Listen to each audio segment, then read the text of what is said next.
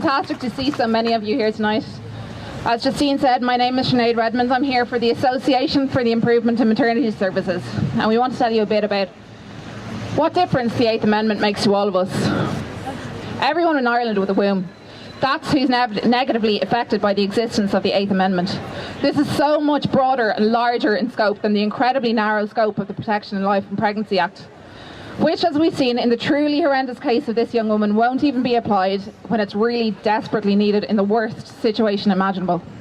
Instead, what it was used for was to draw out this young woman's horrible ordeal, that she was promised that there was hope for her, that she was pretended to be treated with humanity and dignity, that she was told her wishes and her needs would be respected.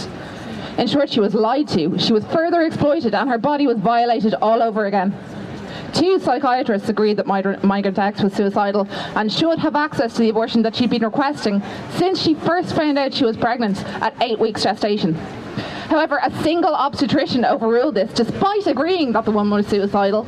Instead, he denied her access to the abortion she needed, desperately needed, until after her pregnancy was deemed viable. She was detained and force-fed after she went on hunger strike. The horror of that. And finally, she was coerced into a caesarean section. Where is any care for her life, her health, and her well-being in all of this horror? Why was her voice so ignored? Is she even receiving appropriate aftercare, which we must know she is horribly in need of? The 8th Amendment is a piece of legislation which directly affects every pregnant woman, overlapping on choices for contraception, abortion, and in continued pregnancy, labour and birth. With the 8th Amendment in place, pregnant women do not have the same rights as non-pregnant women. Pregnancy immediately reduces a woman's right to make informed decisions on her care and decisions which will affect her in pregnancy, labour and birth.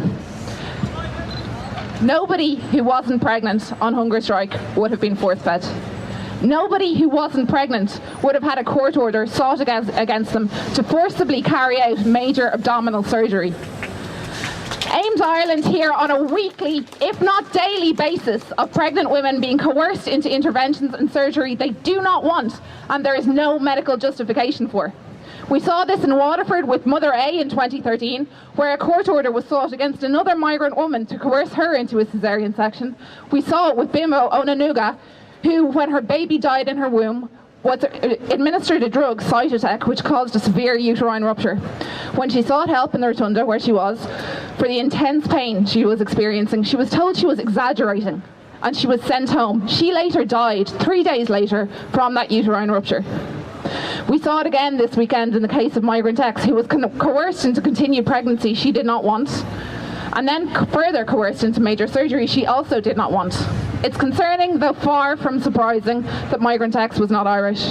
Migrant women, traveller women and women of colour are disproportionately represented in the tragedies and the negative outcomes of pregnancy here. Maternal deaths have been shown to statistically affect non-national migrant women almost twice as frequently as women born in either the UK or Ireland. We saw this with Dara Kiblahan, with Bimbo Onanuga, with Savit Halepanavaar, with Mother A, and now another atrocity has been perpetuated on another vulnerable migrant woman. The repeated violations of this woman's body mirror the repeated and daily violations of pregnant women's bodies in Irish maternity hospitals. It came as no surprise to anyone involved in maternity rights campaigning that it was the obstetrician on the panel of 3 doctors who refused the woman's constitutional right to an abortion.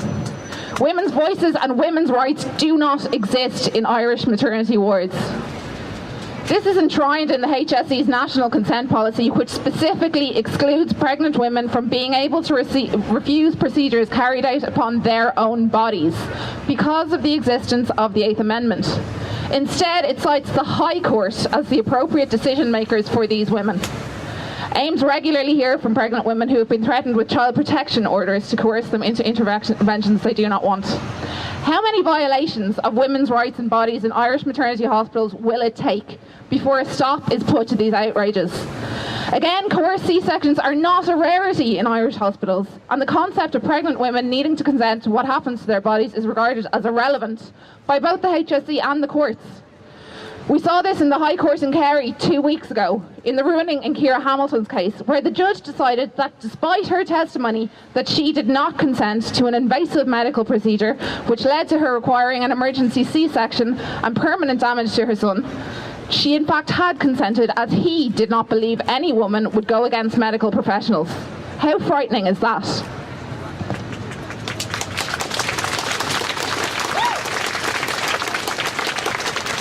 Women are the experts on our own bodies. We are the primary decision makers in what is best for ourselves and for our children. Repealing the 8th Amendment is necessary to ensure the abortion rights that all women should be entitled to, but it's also fundamental to ensuring that women are the primary decision makers in all aspects of their pregnancies and their births. Women make the right decisions for their circumstances, and we do not need third parties making those expert decisions for us.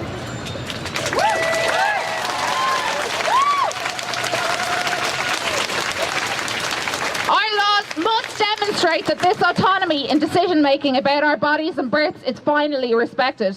It is time and beyond to repeal the 8th Amendment.